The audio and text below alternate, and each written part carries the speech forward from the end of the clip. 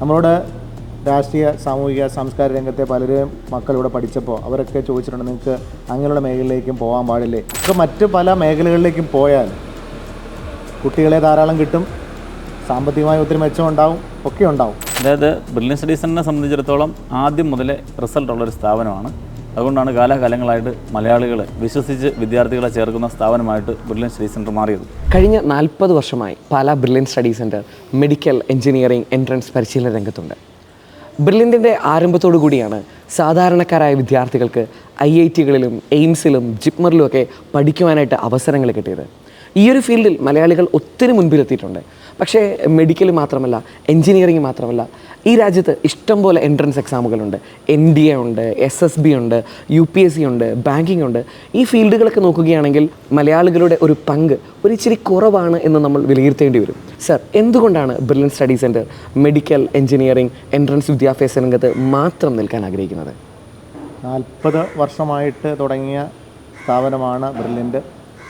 അന്ന് മുതൽ ഇന്ന് വരെയും നമ്മൾ ശ്രദ്ധയൂന്നിയിട്ടുള്ളത് മെഡിക്കൽ, എൻജിനീയറിംഗ്, എൻട്രൻസിനെ മാത്രമാണ്. ഇതിന് കാരണമെന്ന് പറയുന്നത്, നമുക്ക് മറ്റ് പല മേഖലകളിലേക്കും പോയാൽ കുട്ടികളെ ധാരാളം കിട്ടും, സാമ്പത്തികമായി ഒത്തിരി മെച്ചം ഉണ്ടാവും, ഒക്കെ ഉണ്ടാവും. പക്ഷേ നമുക്ക് ഇന്ന് കിട്ടുന്ന ഈ മെഡിക്കൽ, എൻജിനീയറിംഗിൽ നിന്ന് കിട്ടുന്ന ആ ഒരു റിസൾട്ട് നമുക്ക് മുന്നോട്ട് കൊണ്ടുപോകാൻ ബുദ്ധിമുട്ടായിരിക്കും. നമ്മളോട് രാഷ്ട്രീയ സാമൂഹിക സാംസ്കാരിക രംഗത്തെ പലരും മക്കളിവിടെ പഠിച്ചപ്പോൾ അവരൊക്കെ ചോദിച്ചിട്ടുണ്ട്, നിങ്ങൾക്ക് അങ്ങനെയുള്ള മേഖലയിലേക്കും പോകാൻ പാടില്ലേ? ബിസിനസ് രംഗത്തുള്ളവർ ചോദിച്ചിട്ടുണ്ട്, നിങ്ങൾക്ക് ഒരു ബിസിനസ്, നല്ലൊരു ബിസിനസ് മേഖലയല്ലേ, നിങ്ങൾക്ക് അങ്ങോട്ട് പോകാൻ പാടില്ലേ? പക്ഷേ അങ്ങനെ പോയാൽ നമ്മുടെ ശ്രദ്ധ പല കോച്ചിങ്ങിലേക്കും കേന്ദ്രീകരിക്കേണ്ടി വരുമ്പോൾ, ഒരു സ്ഥലത്ത് മാത്രമായിട്ട് നമുക്ക് കേന്ദ്രീകരിക്കാൻ പറ്റാതെ വരുമ്പോൾ നമുക്ക് കുട്ടികളെ ശ്രദ്ധിക്കാൻ പറ്റാതെ പോകും, അവരുടെ പുരോഗതി വിലയിരുത്താൻ പറ്റാതെ പോകും, അവരെ നല്ലൊരു റിസൾട്ടിലേക്ക് എത്തിക്കാൻ പറ്റാതെ പോകും. അപ്പോൾ നല്ലൊരു റിസൾട്ട് നമ്മൾ കൈവച്ചിരിക്കുന്ന മേഖലയിൽ നമുക്ക് കിട്ടണമെങ്കിൽ അതിൽ മാത്രം ശ്രദ്ധ കേന്ദ്രീകരിക്കണം. മറ്റൊരു രീതിയിലേക്കും പോയാൽ അത് കിട്ടില്ല. സർ, ബ്രില്യൻറ്റിലെ വിദ്യാർത്ഥികൾ തന്നെ എല്ലാ എൻട്രൻസ് എക്സാമുകളും, പ്രത്യേകിച്ച് സിവിൽ സർവീസിലും അതുപോലുള്ള ഇൻ്റർനാഷണൽ എക്സാമുകളിൽ വരെ വിജയിക്കുന്നുണ്ട്. സർ, അങ്ങനെയാണെങ്കിൽ എന്തുകൊണ്ട് ബ്രില്യൻറ്റിൻ്റെ ഈ ഒരു മെത്തേഡ് എഫക്റ്റീവാണ് എന്നുള്ളത് അവരുടെ വിജയം കൊണ്ട് തന്നെ വ്യക്തമായി കഴിഞ്ഞതാണ്. എന്തുകൊണ്ടാണ് നമ്മളെപ്പോഴും ഈ പറഞ്ഞ മെഡിക്കൽ രംഗങ്ങളിൽ മാത്രം അല്ലെങ്കിൽ എൻജിനീയറിംഗ് രംഗങ്ങളിൽ മാത്രം നിൽക്കുന്നത്? ഒരു തവണ ട്രൈ ചെയ്ത് നോക്കുന്നതിൽ തെറ്റുണ്ടോ? ട്രൈ ചെയ്യുക എന്ന് പറയുമ്പോൾ നമുക്ക് ആ ഒരു ശ്രദ്ധ പോകുമോ എന്നുള്ളൊരു പ്രശ്നമുണ്ട്. ഇപ്പോൾ സാറ് പറഞ്ഞ പോലെ നമ്മളുടെ ഇവിടുന്ന് പഠിച്ചു പോയ കുട്ടികൾ, ഇപ്പോൾ MBBS കഴിഞ്ഞവരായാലും ശരി, IITയിൽ നിന്ന് BTech കഴിഞ്ഞവരായാലും ശരി, നമുക്ക് IAS ലഭിച്ചിരിക്കുന്ന ഒത്തിരിയേറെ കുട്ടികൾ ഉണ്ട്. അപ്പോൾ അതിൽ പലരും ഇപ്പോൾ സബ് കളക്ടർമാരായിട്ടും കളക്ടർമാരായിട്ടൊക്കെ ഓൾറെഡി അവർ ജോയിൻ ചെയ്ത് കഴിഞ്ഞവരുണ്ട്. പക്ഷെ അവരൊക്കെ പറഞ്ഞൊരു കാര്യം, നമ്മളുടെ ഇവിടെ നിന്ന് കിട്ടിയ ആ ഒരു ബേസ്, അവർക്ക് സബ്ജക്റ്റിലുണ്ടായിരിക്കുന്ന നോളഡ്ജ്, ഇതൊക്കെ അവർക്ക് പിന്നീടുള്ളതിന് മുതൽക്കൂട്ടായെന്ന് പറയുന്നുണ്ട്. അവരൊക്കെ നമ്മളോട് ചോദിച്ചിട്ടുണ്ട്, അവരൊക്കെ IIT കഴിഞ്ഞപ്പോഴും MBBS കഴിഞ്ഞപ്പോഴൊക്കെ നമ്മളോട് ചോദിച്ചിട്ടുണ്ട്, നമുക്ക് ഒന്ന് തുടങ്ങിക്കൂടെ, ഞങ്ങൾ പഠിച്ച സ്ഥാപനത്തിൽ തന്നെ ഞങ്ങൾക്ക് അടുത്തൊരു എൻട്രൻസ് എഴുതാനുള്ളൊരു കോച്ചിങ് കൂടെ കിട്ടാനൊരാഗ്രഹം ഉണ്ടെന്നൊക്കെ പറഞ്ഞിട്ടുണ്ട്. അപ്പോഴൊക്കെ നമ്മൾ മടിച്ചു നിൽക്കുന്നതിന് കാരണം, നമ്മളുടേതായ ഒരു കൈ വെച്ച ഒരു മേഖലയുണ്ട്, അതിൽ നിന്ന് പുറത്തേക്ക് പോകുമ്പോൾ ഒത്തിരിയേറെ ഇൻസ്റ്റിറ്റ്യൂട്ടുകൾ അങ്ങനെയുള്ളതിനൊക്കെ വേണ്ടി ഉണ്ട്. പക്ഷേ നമ്മൾ അതിലേക്ക് പോയി കഴിഞ്ഞാൽ ഇപ്പോൾ നമുക്ക് ഓരോ വർഷവും നമ്മുടെ റിസൾട്ട് ഉയർന്നു വരുന്നുണ്ട്. ഇപ്പോൾ നമ്മളുടെ റിസൾട്ട് കേരളത്തിൽ നിന്നുള്ള MBBS റിസൾട്ട് ആയാലും ശരി, എഞ്ചിനീയറിംഗ് റിസൾട്ട് ആയാലും ശരി, ഒരു 80% എന്ന് പറയുന്ന രീതിയിലേക്ക് എത്തിയതിന് കാരണമെന്ന് പറയുന്നത് നമ്മൾ അതിൽ മാത്രം ശ്രദ്ധിച്ചുകൊണ്ടാണ്. നമുക്ക് അതിൽ ശ്രദ്ധിക്കുമ്പോൾ അതിലുള്ള ഓരോ കാര്യത്തെക്കുറിച്ച് നമുക്ക് റിസർച്ച് ചെയ്യാനും അതിൽ നന്നായിട്ട് നല്ല രീതിയിൽ കോച്ചിങ് കൊടുക്കാനും നല്ല രീതിയിലുള്ള എക്സാംസ് നടത്താനും ഒക്കെ നമുക്ക് സാധിക്കുന്നത് നമ്മളുടെ മുഴുവൻ ഫാക്കൽറ്റിയും അല്ലെങ്കിൽ നമ്മുടെ മുഴുവൻ ടീമും അതിലേക്ക് മാത്രം ശ്രദ്ധിക്കുന്നതുകൊണ്ട്. പലതായിട്ട് നമ്മൾ ചെതറി പോകുകയായിരുന്നെങ്കിൽ നമ്മളെ ശ്രദ്ധ പലയിടത്തേക്കും പോരുമ്പോൾ ഒരു റിസൾട്ടും ഇല്ലാതെ നമ്മൾ പോകേണ്ട ഒരവസ്ഥ. നമുക്ക് സാമ്പത്തികമായിട്ട് മെച്ചം ഉണ്ടാകുമായിരിക്കാം, പക്ഷേ ഡൈവേർട്ട് ചെയ്ത് പോകുമ്പോൾ ഒന്നിലും നമ്മൾ ടോപ്പായിട്ട് വരില്ല. സാർ, അപ്പോൾ ഞാൻ ഒരു കാര്യം കൂടെ ചോദിക്കാൻ ആഗ്രഹിക്കുകയാണ്. 40 വർഷത്തെ പാരമ്പര്യമുണ്ട്, വിദ്യാർത്ഥികളെ എങ്ങനെ വിലയിരുത്തണമെന്നറിയാം, മെറ്റീരിയൽ എങ്ങനെ വിലയിരുത്തണമെന്നറിയാം. ഇത്രമാത്രം പഠിച്ചിട്ടും ഓരോ വർഷവും എൻട്രൻസ് കോമ്പറ്റീറ്റീവായിട്ട് തന്നെയാണോ ബ്രില്യൻറ്റ് വിലയിരുത്തുന്നത്? ഈ ഒരു പഠിത്തം 40 വർഷം കഴിഞ്ഞിട്ടും ഒരു ഫ്രഷ്നെസ് മൈൻഡോടുകൂടിയാണോ ഇപ്പോഴും വിലയിരുത്തുന്നത് അടുത്ത വർഷത്തെ എക്സാമിന് വേണ്ടി? ആ ഒരു അപ്ഡേഷൻ നമ്മൾ നടത്തുന്നതുകൊണ്ടാണല്ലോ. നമ്മൾ പഴയ രീതിയിൽ തന്നെ തുടരുകയായിരുന്നെങ്കിൽ നമ്മുടെ കാലഘട്ടത്തിനനുസരിച്ച് മാറുന്നു, സിലബസിനനുസരിച്ച് നമുക്ക് മാറ്റം വരുത്തുന്നു, അതനുസരിച്ച് മെറ്റീരിയൽ വ്യത്യാസങ്ങൾ വരും. നമ്മളെ ഒരു മെറ്റീരിയൽ എന്ന് പറയുമ്പോൾ എല്ലാ വർഷവും നമ്മൾ അപ്ഡേഷൻസ് അതിൽ വരുത്തുന്നുണ്ട്. അല്ലാതെ ഒരു കഴിഞ്ഞ വർഷത്തെ മെറ്റീരിയൽ എടുത്ത് അതേപടി തന്നെയല്ല, അതിൽ മറ്റേ കാലാനുസൃതമായിട്ടുള്ള മാറ്റങ്ങൾ വരുത്തിയിട്ട് ആ പുതിയ സിലബസിൽ വരുന്ന കാര്യങ്ങളും എല്ലാം മാറ്റങ്ങൾ വരുത്തിക്കൊണ്ടാണ്. ആ മാറ്റങ്ങൾക്ക് വിധേയമാകാൻ നമ്മൾ തയ്യാറാണ് എന്നുള്ളത് കൊണ്ടാണ് നമുക്ക് ആ റിസൾട്ട് ഉയർത്തിക്കൊണ്ട് വരാൻ സാധിക്കുന്നത്. പഴയ രീതിയിൽ തന്നെ പോയാൽ നമുക്കറിയാം പല സ്ഥാപനങ്ങളും തകർച്ചയിലേക്ക് പോയതിന് കാരണം അവരൊന്ന് അപ്ഡേഷന് തയ്യാറായി ശ്രമിക്കാത്തത് ആ ഒരു ശ്രമം നമ്മൾ നടത്തുന്നതുകൊണ്ട് തന്നെയാണ് നമ്മുടെ റിസൾട്ട്. അപ്പം എന്ന് പറയുമ്പോൾ നമ്മൾ ആ ചെയ്യുന്ന രീതികൾ, നമ്മുടെ ആ സിസ്റ്റമാറ്റിക് ആയിട്ടുള്ള പ്രവർത്തനങ്ങളെല്ലാം വിജയം ഉണ്ടാക്കുന്നുണ്ട് എന്നുള്ളതിന് തെളിവാണ് റിസൾട്ടുകളുടെ വർധനമെന്ന് പറയുന്നത്. അപ്പോൾ അതുകൊണ്ട് തന്നെയാണ് നമുക്കതിനകത്ത് പരാജയമില്ല എന്നുള്ളത് കൊണ്ട് തന്നെയാണ് നമ്മൾ ആ രീതിയിലുള്ള മാറ്റങ്ങളോടുകൂടി മുന്നോട്ട് പോകുന്നത്. ജസ് സാർ, എനിക്ക് ചോദിക്കാനുള്ളത്, കഴിഞ്ഞ വർഷം അല്ലെങ്കിൽ കഴിഞ്ഞ 40 വർഷം നമുക്ക് ഒരേ എഫേർട്ടാണ്. എങ്ങനെയാണ് ഈ ഒരു റിസൾട്ടിനെ വിലയിരുത്തുന്നത്? 40 വർഷത്തെ പാരമ്പര്യമുണ്ട്, പ്രൗഢിയുണ്ട്, മെഡിക്കൽ എഞ്ചിനീയറിംഗ് എൻട്രൻസ് എക്സാമിൻ്റെ റിസൾട്ടുകളെ നമുക്ക് എങ്ങനെ നോക്കിക്കാണാൻ പറ്റും? അതായത് ബ്രില്യൻ സ്റ്റഡി സെൻ്ററിനെ സംബന്ധിച്ചിടത്തോളം ആദ്യം മുതലേ റിസൾട്ടുള്ളൊരു സ്ഥാപനമാണ്. അതുകൊണ്ടാണ് കാലാകാലങ്ങളായിട്ട് മലയാളികൾ വിശ്വസിച്ച് വിദ്യാർത്ഥികളെ ചേർക്കുന്ന സ്ഥാപനമായിട്ട് ബ്രില്യൻ സ്റ്റഡി സെൻ്റർ മാറിയത്. അപ്പോൾ അതിൽ എഞ്ചിനീയറിംഗ് മേഖലയിൽ 1 ലക്ഷത്തിലധികം എഞ്ചിനീയറിംഗ് വിദ്യാർത്ഥികൾ ബ്രില്യൻ സ്റ്റഡി സെൻ്ററിൽ നിന്ന് പഠിച്ചിറങ്ങി രാജ്യത്തെ വിവിധ സ്ഥാപനങ്ങളിൽ, ഇൻ്റർനാഷണലായിട്ടുള്ള സ്ഥാപനങ്ങളിലൊക്കെ ജോലി ചെയ്യുന്ന 1 ലക്ഷത്തിലധികം എഞ്ചിനീയർമാരെ സൃഷ്ടിക്കാൻ ഈ സ്ഥാപനത്തിന് സാധിച്ചിട്ടുണ്ട്. അതുപോലെ 50,000-ത്തിലധികം വിദഗ്ധരായ ഡോക്ടർമാരെ സമൂഹത്തിന് സംഭാവന നൽകാനായിട്ട് ബ്രില്യൻ സ്റ്റഡി സെൻ്ററിലെ കോച്ചിങ്ങിലൂടെ, അതിനുശേഷം നീറ്റ് എക്സാം എഴുതി, അതിനു മുമ്പ് കേരള എൻട്രൻസ് എഴുതി, രാജ്യത്തെ വിവിധ മെഡിക്കൽ കോളേജുകളിലുള്ള എൻട്രൻസുകൾ എഴുതി, രാജ്യത്തെ വിവിധ മെഡിക്കൽ കോളേജുകളിൽ അഡ്മിഷൻ നേടി ഏറ്റവും മിടുമിടുക്കരായ ഡോക്ടർമാരെ ഈ സമൂഹത്തിന് നൽകാനായിട്ട് ബ്രില്യൻ സ്റ്റഡി സെൻ്ററിന് സാധിച്ചിട്ടുണ്ട്. അപ്പോൾ ഈ കഴിഞ്ഞ വർഷത്തെ റിസൾട്ട് എടുക്കുകയാണെങ്കിൽ തന്നെ 4750ഓളം മലയാളി വിദ്യാർത്ഥികളാണ് രാജ്യത്തെ വിവിധ മെഡിക്കൽ കോളേജുകളിൽ നീറ്റിനെ ബേസ് ചെയ്ത് അഡ്മിഷൻ നേടിയത്. അതിൽ തന്നെ 4000-ത്തിലധികം വിദ്യാർത്ഥികളെ രാഷ്ട്രത്തിന് സംഭാവന ചെയ്യാനായിട്ട് ബ്രില്യൻ സ്റ്റഡി സെൻ്ററിന് സാധിച്ചിട്ടുണ്ട്. അതുപോലെ എഞ്ചിനീയറിംഗ് മേഖലയിലാണെങ്കിൽ, IIT ആണെങ്കിൽ, ഓരോ മേഖലയും ബ്രില്യൻ്റ് കൈവച്ച ഓരോ മേഖലയിലും എഞ്ചിനീയറിംഗ്, മെഡിക്കൽ, JEE അഡ്വാൻസ്ഡ്, ഈ വ്യത്യസ്ത തലത്തിലുള്ള എൻട്രൻസ് എക്സാമുകളിൽ ഏറ്റവും മികച്ച വിജയം കേരളത്തിലെ വിദ്യാർത്ഥികളെ കൈവരിച്ചിരിക്കുന്നത് ബ്രില്യൻ സ്റ്റഡി സെൻ്ററിലൂടെയാണ്. അപ്പോൾ എഞ്ചിനീയറിംഗിൽ IIT സെക്ഷൻ നോക്കിയാൽ 2010-ലാണ് ബ്രില്യൻ സ്റ്റഡി സെൻ്ററിൽ IIT ബാച്ച് ആരംഭിക്കുന്നത്. റിപ്പീറ്റർ കോഴ്സ് തുടങ്ങുന്നു. അവിടുന്ന് ആദ്യം തുടങ്ങിയപ്പോൾ 1% ആയിരുന്നു കേരളത്തിലെ മലയാളി വിദ്യാർത്ഥികൾ IIT-കൾ എത്തിക്കൊണ്ടിരുന്നതിൻ്റെ പെർസെൻറ്റേജെങ്കിൽ ഇന്ന് 2500-നും 3000-നും ഇടയിൽ വിദ്യാർത്ഥികളെ IIT-കളിൽ എത്തിക്കാൻ ബ്രില്യൻ സ്റ്റഡി സെൻ്ററിന് സാധിച്ചിട്ടുണ്ട്. അപ്പോൾ ഓരോ വർഷവും ബ്രില്യൻ സ്റ്റഡി സെൻ്ററിൻ്റെ റിസൾട്ട് കൂടുന്നതിൻ്റെ പിന്നിൽ അതിനെ മാത്രം കോൺസെൻട്രേറ്റ് ചെയ്ത് അതിനെ മാത്രം നയിക്കാൻ തക്ക പ്രാപ്തിയുള്ള ആളുകൾ അത് നടത്തുന്നു എന്നുള്ളതാണ്. കാരണം മെഡിക്കൽ വിഭാഗത്തിനായിട്ടൊരു വിങ്, JEE മെയിൻ സെക്ഷന് വേണ്ടി വേറൊരു വിങ്, അതുപോലെ JEE അഡ്വാൻസ് വിങ്, അങ്ങനെ 3ആയിട്ട് തിരിഞ്ഞ് വർക്ക് ചെയ്യുമ്പോൾ, അതിൽ മാത്രം കോൺസെൻട്രേറ്റ് ചെയ്യുമ്പോൾ, അതിൽ വരുന്ന കുട്ടികളെ അതിനായിട്ട് പാകപ്പെടുത്തുമ്പോൾ അപ്പോഴാണ് ഈ നല്ല റിസൾട്ട് ഉണ്ടാകുന്നത്. അപ്പോൾ ആ ലക്ഷ്യത്തിലേക്ക് മാത്രം വിരൽ ചൂണ്ടി ഓരോ ദിവസവും വർക്ക് ചെയ്യുന്ന ഫാക്കൽറ്റീസ്, അതിനുവേണ്ടി ക്ലാസ് ടീച്ചേഴ്സ്, ക്ലാസ് മെൻറ്റേഴ്സ്, അതുപോലെ തന്നെ അതിൻ്റെ സപ്പോർട്ടിംഗ് സ്റ്റാഫ് എല്ലാവരും അങ്ങനെ ഒരുമിച്ച് ഒറ്റ എണ്ണയിട്ട യന്ത്രം പോലെ പ്രവർത്തിക്കുമ്പോഴാണ് നല്ല വിജയം ഉണ്ടാകുന്നത്. അതുകൊണ്ടാണ് മറ്റ് മേഖലകളിലേക്ക് ശ്രദ്ധിക്കാത്തതും. ഇപ്പോൾ എക്സാമ്പിളായിട്ട് നമ്മൾ മറ്റ് കോച്ചുകൾ, ബാങ്കിങ് മേഖല അല്ലെങ്കിൽ കൊമേഴ്സ്, അങ്ങനെയുള്ളിടത്തേക്കൊക്കെ ഒരു കോച്ചിങ് ഇൻസ്റ്റിറ്റ്യൂട്ട് എന്ന നിലയിൽ നമുക്ക് പോകാവുന്നതാണ്. പക്ഷേ അതിലേക്കും കൂടെ ശ്രദ്ധ പോകുമ്പോൾ ഇവിടെ ശ്രദ്ധിക്കുന്നത് മെഡിക്കൽ എഞ്ചിനീയറിംഗ് മേഖലയിൽ മാത്രം ശ്രദ്ധിച്ചാണ് ബ്രില്യൻ സ്റ്റഡി സെൻ്റർ മുന്നോട്ട് പോകുന്നത്. അപ്പോൾ അതിൽ ശ്രദ്ധിക്കുമ്പോൾ മറ്റ് കോഴ്സുകളുണ്ടെങ്കിൽ ശ്രീമോഹൻ സാർ പറഞ്ഞതുപോലെ അതിൻ്റെ പുറകെയും കൂടെ നമ്മൾ പോകേണ്ടി വരും. അപ്പോൾ അത് ശ്രദ്ധിക്കണോ, ഇത് ശ്രദ്ധിക്കണോ? അപ്പോൾ കുട്ടികളെ വിട്ടാൽ ആ കുട്ടികൾക്ക് ആരാണ് പരിഗണിക്കുക? അവർ ഏത് കോഴ്സിൻ്റെ ആണ് കൂടുതൽ അതിനോട് ആഭിമുഖ്യം നൽകുന്നത്? അല്ലെ സ്ഥാപനത്തിൻ്റെ ലക്ഷ്യം എന്താണ്?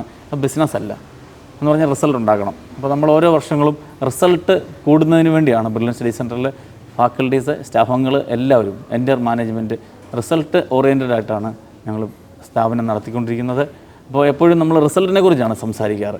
റിസൾട്ട് അത് കണക്ക് വെച്ചുള്ള കൃത്യമായ കണക്കുകൾ ഓരോ വർഷവും വെബ്സൈറ്റിൽ രേഖപ്പെടുത്തിക്കൊണ്ടാണ്, അല്ലെങ്കിൽ ആർക്കും അത് പരിശോധിച്ചാൽ മനസ്സിലാകുന്ന രീതിയിൽ സുതാര്യമായാണ് ബ്രില്യൻ സ്റ്റഡി സെൻ്റർ സ്ഥാപനം നടത്തിക്കൊണ്ട് പോകുന്നത്. അപ്പോൾ മറ്റ് മേഖലകളിലേക്കില്ല എന്ന് പറയുന്നതിന് അടിവരയിടുന്നത് തന്നെയാണ് അതിൻ്റെ റിസൾട്ടാണ് ബ്രില്യൻ സ്റ്റഡി സെൻ്ററിൻ്റെ മെയിനായിട്ടുള്ള കാര്യം. മെഡിക്കൽ മാത്രമല്ല ബ്രില്യൻ സ്റ്റഡി സെൻ്ററിൽ ഏറ്റവും ഹൈലൈറ്റ് ആയിട്ടുള്ള JEE അഡ്വാൻസ് പ്രോഗ്രാം ഉണ്ട്, അതുപോലെ JEE മെയിൻ പ്രോഗ്രാംസ് ഉണ്ട്. അതുകൂടാതെ അതിലൊക്കെ നല്ല റിസൾട്ട് കിട്ടുമ്പോൾ തന്നെ അതിനപ്പുറത്തേക്ക് മറ്റു പല കോഴ്സുകളിലും ഇതേ കോച്ചിങ്ങിൽ പങ്കെടുത്ത് 1 വർഷം ബ്രില്യൻ്റെ ട്രെയിനിങ്ങിലൂടെ കടന്നുപോയി അതുപോലെ എക്സാമുകൾ എഴുതി പ്രാക്ടീസ് ചെയ്ത കുട്ടികൾ പല മേഖലകളിലേക്ക് എൻട്രൻസ് എഴുതി പാസ്സാവുന്നുണ്ട്. അത് മറ്റ് ഏതൊക്കെ കോഴ്സിലേക്കാണ് അല്ലെങ്കിൽ ഏതൊക്കെ ഇൻസ്റ്റിറ്റ്യൂട്ടുകളിലാണ് ബ്രില്യൻറ്റ് സ്റ്റഡി സെൻറ്ററിലെ വിദ്യാർത്ഥികൾ അഡ്മിഷൻ എത്തുന്നതിനെക്കുറിച്ച് നമുക്ക് സംസാരിക്കേണ്ടതുണ്ട്. എങ്കിൽ സാർ അത് ഏറ്റവും പ്രാധാന്യം കൊടുക്കേണ്ടത് ജെയ്മെയിൻ ജെ അഡ്വാൻസ്ഡ് തന്നെയാണ്. ഈ വർഷം ആഷിഖ് തന്നെയാണ് 100% സ്കോർ നേടിയതെങ്കിൽ കഴിഞ്ഞ വർഷം നമുക്ക് തോമസ് ബിജു ഉണ്ടായിരുന്നു. രണ്ടുപേരും 100% തന്നെയാണ്. ജെ അഡ്വാൻസ്ഡ് കിട്ടി, IIT അഡ്മിഷൻ കിട്ടിയവരുണ്ട്. ഈ വർഷത്തെ ഒരു സ്റ്റാറ്റിസ്റ്റിക്സ് നോക്കുവാണെങ്കിൽ IITകളിൽ, NITകളിൽ, IIITകളിൽ, BITS Pilani, ISI, CMI, NISER, IISER, IAC Bangalore, ഇങ്ങനെ ഒരു ഏതൊക്കെ എൻട്രൻസ് എക്സാമിൽ ഒരു വിദ്യാർത്ഥിക്ക് +2 വിദ്യാർത്ഥിക്ക് അഡ്മിഷൻ നേടാൻ സാധിക്കുമോ ആ അഡ്മിഷൻസ് എല്ലാം നേടിയെടുക്കുവാനായിട്ട് ബ്രില്യൻ്റ് അവർ കൂടെ നിന്നിട്ടുണ്ട്. ഈ ക്യാഷ് പ്രൈസ് നൽകുകയാണെങ്കിലും അല്ലെങ്കിൽ കൃത്യമായ ഫീഡ്ബാക്ക് വഴിയാണെങ്കിലും വിദ്യാർത്ഥികളുടെ കഴിവനുസരിച്ച് ഏറ്റവും പ്രസ്റ്റീജിയസ് ഇൻസ്റ്റിറ്റ്യൂട്ടുകളിൽ അഡ്മിഷൻ നേടുവാൻ എന്നും ബ്രില്യൻറ്റിനെ കൊണ്ട് അല്ലെങ്കിൽ ബ്രില്യൻ്റ് അവരെ സപ്പോർട്ട് ചെയ്തിട്ടുണ്ടെന്നാണ് എനിക്ക് മനസ്സിലാക്കാൻ സാധിച്ചത്. സാർ, എങ്ങനെയാണ് നമ്മുടെ ഒരു കോമ്പറ്റീറ്റീവ്നെസ് ഓരോ വർഷവും നമുക്ക് കൂട്ടാനായിട്ട് സാധിക്കുന്നത്? സാർ ഇപ്പോൾ പറഞ്ഞ പോലെ നമ്മളിപ്പോൾ CMI, ISI, ബിറ്റ്സ്, അപ്പോൾ ഇതൊക്കെ പറഞ്ഞല്ലോ, അങ്ങനെ പല ഇൻസ്റ്റിറ്റ്യൂട്ടുകളിലും പഠിക്കുന്നുണ്ട്. ഐസറൊക്കെ പറഞ്ഞു, IAC ബാംഗ്ലൂരിൻ്റെ കാര്യമൊക്കെ പറഞ്ഞു. അപ്പോൾ അതിനൊക്കെ ഉള്ള സെലക്ഷൻ കിട്ടുന്നത് ഇപ്പോൾ നമുക്ക് ഈ പറയുന്ന ചിലതിൻ്റെ അകത്തൊക്കെ ജെയ് ചാനലിൽ നിന്നും അല്ലെങ്കിൽ നീറ്റ് ചാനലിൽ നിന്നൊക്കെ അഡ്മിഷൻസ് പോകുന്നുണ്ട്. അതോടൊപ്പം ഈ ചില ഇൻസ്റ്റിറ്റ്യൂട്ടുകളിൽ അവരുടേതായ എൻട്രൻസും ഉണ്ട്. പക്ഷേ ഇതെല്ലാം സബ്ജക്റ്റ് ഓറിയൻറ്റഡാണ്. സബ്ജക്റ്റ് ഓറിയൻറ്റഡ്, ഫിസിക്സും കെമിസ്ട്രിയും മാത്സും അല്ലെങ്കിൽ ബയോളജിയും ഒക്കെ ഓറിയൻറ്റഡ് ആയിട്ടുള്ള എൻട്രൻസുകൾ തന്നെയാണ്. അപ്പം നമ്മൾ സബ്ജക്റ്റിൽ അത്രയും വളരെ ഡെപ്തിൽ പഠിപ്പിച്ച് പോകുന്നത് കൊണ്ടാണ് ആ സബ്ജക്റ്റ് സംബന്ധമായിട്ടുള്ള ഏത് എക്സാം എഴുതുമ്പോഴും +2 ലെവലിൽ പഠിക്കുന്ന ഒരു കുട്ടിക്ക് മറ്റൊരു ഇൻസ്റ്റിറ്റ്യൂട്ടുകളിൽ അഡ്മിഷൻ കിട്ടുന്നതിന് കാരണം അതാണ്. നമ്മൾ അത്രയും ഡെപ്തിലാണ്. ഇപ്പോൾ എൻ്റെ ഒരു അനുഭവം ഞാൻ പറഞ്ഞാൽ, ഒരു പേരൻ്റ് ഇവിടെ കൊണ്ടുപോയി ഒരു കോളേജ് അധ്യാപകന് അദ്ദേഹത്തിൻ്റെ മോനെ ഇവിടെ കൊണ്ടുപോയി ആക്കി. അവന് സ്റ്റേറ്റ് സിലബസിൽ ഫുൾ മാർക്കുള്ളതാണ്. അപ്പോൾ ആ കോളേജ് അധ്യാപകനായിട്ടുള്ള അദ്ദേഹം ശരിക്കും പറഞ്ഞ പേരൻ്റ് അവിടെ കുട്ടിയെ കൊണ്ടാക്കിയപ്പം എന്നോട് പറഞ്ഞൊരു സെൻറ്റൻസ് ഇതാണ്: സാറേ, ഇവന് കാര്യം പറഞ്ഞാൽ സബ്ജക്റ്റിന് ഫുൾ മാർക്കുണ്ട്, പക്ഷേ എനിക്കറിയാം ഇവന് ഒന്നും സബ്ജക്റ്റിൽ അറിയില്ല. ഞാനിവിടെ കൊണ്ടുപോയാക്കുന്നത് അവനൊരു NITയോ IITയോ കിട്ടണമെന്നുള്ള ആഗ്രഹം കൊണ്ടല്ല. അത് കിട്ടുമോ കിട്ടാതിരിക്കുമോ എനിക്ക് വിഷയമല്ല. പക്ഷേ എനിക്ക് ഉറപ്പുണ്ട്, ഇവിടെ കൊണ്ടേ നിങ്ങളെ ഏൽപ്പിച്ചാൽ നിങ്ങൾ അവരെ സബ്ജക്റ്റിൽ എക്സ്പേർട്ടാക്കി തന്നെ വിടുമെന്ന് എനിക്ക് ഉറപ്പുണ്ട്. അപ്പോൾ അവനെ ശരിക്കും ഞാൻ NITയോ IITയോ ആഗ്രഹിച്ചല്ല ഇവിടെ കൊണ്ടേ ആക്കുന്നതെങ്കിലും അവന് സബ്ജക്റ്റിൽ നല്ല അറിവ് കിട്ടി അവൻ പുറത്തിറങ്ങിയാൽ ഏതെങ്കിലും രീതിയിൽ അവൻ രക്ഷപ്പെട്ട് പൊക്കോളും എന്ന് എനിക്ക് ഉറപ്പുള്ളതുകൊണ്ട് ആ ഒരു വിശ്വാസത്തിൽ തന്നെയാണ് കൊണ്ടേ ആക്കുന്നത്. അല്ലാതെ എനിക്ക് അങ്ങനെ ഒരു കിട്ടണമെന്നൊരു ആഗ്രഹത്തോട് തന്നെ അല്ല. സബ്ജക്റ്റ് എങ്കിലും അവനെ പഠിപ്പിക്കണം. പക്ഷേ ആ പേരൻ്റ് അപ്പോൾ പറഞ്ഞാലെന്ന് എനിക്ക് മനസ്സിലായ കാര്യം, നമ്മുടെ ഇവിടെ വരുമ്പോൾ ഇത് മാത്രമല്ലെങ്കിൽ പോലും അവനെ ഒരു നല്ല ഒരു മനുഷ്യനായിട്ട് നല്ല കോമ്പറ്റീറ്റീവായിട്ട് നിർത്താൻ പറ്റുന്ന രീതിയിൽ നമ്മൾ ഇവിടുന്ന് പ്രാപ്തനാക്കി വിടുമെന്നുള്ളൊരു വിശ്വാസമാണ്. പക്ഷേ ആ കുട്ടി IITയിൽ അഡ്മിഷൻ കിട്ടിപ്പോയി എന്നുള്ളത് വേറെ ചരിത്രം. സത്യം. ആ ഒരു ആഗ്രഹത്തോടെ അല്ലേ പോലും നമ്മളിൽ നിന്ന് പേരൻസ് അങ്ങനെയും പ്രതീക്ഷിക്കുന്നുണ്ട്. കാരണം അത് കിട്ടിയാൽ പോലും നമ്മുടെ ഇവിടുന്ന് ഇറങ്ങുന്ന കുട്ടി വേറെ ഏത് കോമ്പറ്റേറ്റീവ് എക്സാമിലും നല്ല രീതിയിൽ പെർഫോം ചെയ്യുമെന്ന് ഉറപ്പ് പേരൻസിനുണ്ട് എന്നുള്ളതിൻ്റെ തെളിവാണ് ഞാൻ ഈ പറഞ്ഞ എക്സാമ്പിൾ. സർ, കഴിഞ്ഞ വർഷം ഏതാനും മെഡിക്കൽ കോളേജുകളും എയിംസ്, ജിപ്മർ, അതുപോലെ തന്നെ കേരളത്തിലെ പ്രമുഖമായ മെഡിക്കൽ കോളേജുകളിലെല്ലാം തന്നെ ബ്രില്യൻറ്റിൻ്റെ ടീം കടന്നു ചെന്നിരുന്നു. സാർ, എന്തായിരുന്നു ജസാൻ അന്ന് ഫീൽ ചെയ്തൊരു എക്സ്പീരിയൻസ്? അത്യധികം സന്തോഷം നിറഞ്ഞ ദിവസങ്ങളായിരുന്നു. ഇങ്ങനെയുള്ള മെഡിക്കൽ കോളേജുകളിൽ ബ്രില്യൻറ്റ് സ്റ്റഡി സെൻറ്ററിൻ്റെ ഒരു ടീം നമ്മൾ വിസിറ്റിനായിട്ട് പോയതും അവരോടൊപ്പം ഓരോ ദിവസം നമ്മൾ ചെലവഴിച്ച ദിവസങ്ങൾ. ഓരോ മെഡിക്കൽ കോളേജിലും, കേരളത്തിലെ എല്ലാ മെഡിക്കൽ കോളേജും പ്രധാനപ്പെട്ട മെഡിക്കൽ കോളേജുകൾ തന്നെയാണ്. പക്ഷേ അതിലേറ്റവും കൂടുതൽ ആളുകൾ കോഴിക്കോട് മെഡിക്കൽ കോളേജിലാകട്ടെ, തിരുവനന്തപുരം മെഡിക്കൽ കോളേജാകട്ടെ, കോട്ടയത്താകട്ടെ, ഇവിടെയെല്ലാം നമ്മൾ ഇന്ന് ബ്രില്യൻറ്റ് സ്റ്റഡി സെൻറ്ററിൽ പഠിച്ച വിദ്യാർത്ഥികൾ എത്ര പേരുണ്ടെന്ന് ചോദിക്കുമ്പോഴത്തേന് ഒരു 90% കുട്ടികൾ കൈപൊക്കുമ്പോൾ നമുക്കുണ്ടാകുന്ന ആ സാറ്റിസ്ഫാക്ഷൻ എന്ന് പറയുന്നത് ഒരു വ്യത്യസ്തമാർന്ന ഒരു അനുഭവമാണ്. പിന്നെ അതുമാത്രമല്ല, രാജ്യത്തെ ഏറ്റവും മുന്തിയ ഇൻസ്റ്റിറ്റ്യൂട്ട്, അതായത് പ്രസ്റ്റീജ് ഇൻസ്റ്റിറ്റ്യൂട്ടായ എയിംസിൽ ബ്രില്യൻറ്റ് സ്റ്റഡി സെൻറ്ററിൻ്റെ ടീം വിസിറ്റ് ചെയ്യുകയുണ്ടായി.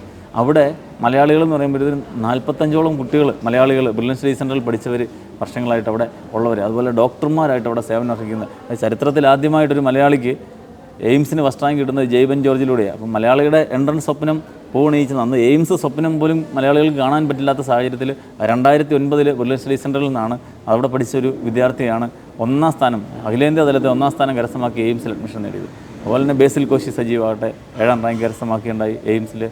അതുപോലെ പിന്നീട് മുഹമ്മദ് മുനവീർ, ഇങ്ങനെയുള്ള ധാരാളം ഡോക്ടർമാരെ സമൂഹത്തിന് സംഭാവന ചെയ്തു.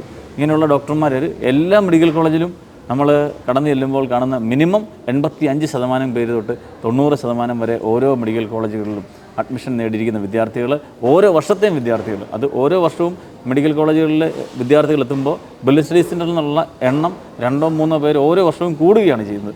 അപ്പോൾ 50,000-ൽ പരം ഡോക്ടർമാരെ സമൂഹത്തിന് സംഭാവന ചെയ്യാൻ ബ്രില്യൻറ്റ് സ്റ്റഡി സെൻറ്ററിന് സാധിച്ചതുപോലെ തന്നെ ഓരോ വർഷവും ഓരോ മെഡിക്കൽ കോളേജിലും പുതുതായിട്ട് അഡ്മിഷൻ നടക്കുമ്പോൾ തലേ വർഷത്തെ കഴിഞ്ഞും കൂടുതൽ അഡ്മിഷൻസ് ബ്രില്യൻറ്റ് സ്റ്റഡി സെൻറ്ററിൽ നിന്നുണ്ടാകുന്നു എന്നതും ബ്രില്യൻറ്റ് മെഡിക്കൽ ആണെങ്കിലും എഞ്ചിനീയറിംഗ് ആയിക്കോട്ടെ അത് JEE അഡ്വാൻസ് ആയിക്കോട്ടെ അതിൽ മാത്രം ഫോക്കസ് ചെയ്ത് നിന്ന് അതിനെ ഫോളോ അപ്പ് നടത്തുന്ന ആ രീതി കൊണ്ടാണ് ആ റിസൾട്ട് ഉണ്ടാക്കാനും അത് മെയിൻറ്റെയിൻ ചെയ്യാനും അതിൽ നിന്ന് മുമ്പോട്ട് പോകുവാനും കൂടുതൽ റിസൾട്ട് ഉണ്ടാക്കാനും സ്ഥാപനത്തിന് സാധിക്കുന്നത്.